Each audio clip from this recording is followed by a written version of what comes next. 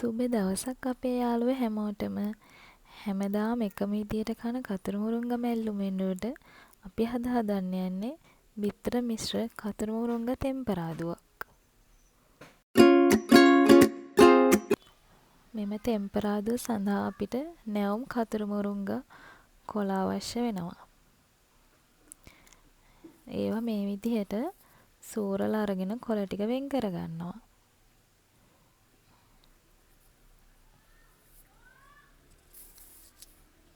මේ තියෙන්නේ අපි කොළ ටික වෙන් කරගෙන. ඊට පස්සේ අපිට අවශ්‍ය වෙනවා සිහින්ව ලියාගත් සුදු ලූණු, රට ලූණු, කරපිංචා, අමු මිරිස්, ඒ වගේම අමු බිත්තරයක්. මුලින්ම චාච්චියක් ලිපේ තියලා ඒකට තෙල් සල්පයක් දාගන්නවා. දැන් තෙල් ටික රත් වීගෙන එනකොට සිහින්ව ලියාගත් සුදු ලූණු ටික අපි ඒකට එකතු කරගමු.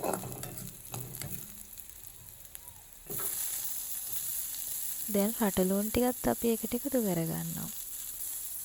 ඒ වගේම අමු මිරිස්, කරපිංචා, ඒ දේවලුත් අපි මේකටම එකතු කරගන්නවා.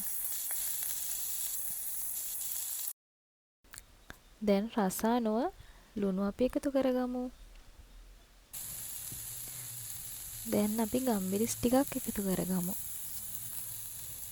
මිරිස් කෑලිත් ඔයාලා කැමති ප්‍රමාණයක් දමා ගන්න.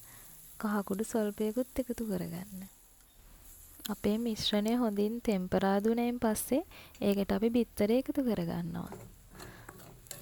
දැන් හොඳින් බිත්තරේ කලවම් කරගන්න ඕන. දැන් බිත්තරේ හොඳින් බෙදීගෙන තියෙන්නේ. අපි ඒකට කතර මුරුංගා කොළ ටික එකතු කරගමු.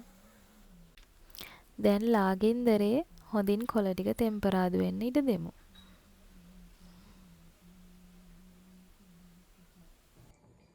මෙන්න මේ විදිහට තමයි අපේ බිත්තර මිශ්‍ර කතර මුරුංගා තෙම්පරාදුව අවසානයේට බලන්න පුළුවන්. ඔයාලත් අනිවාර්යෙන් හදලා බලන්න.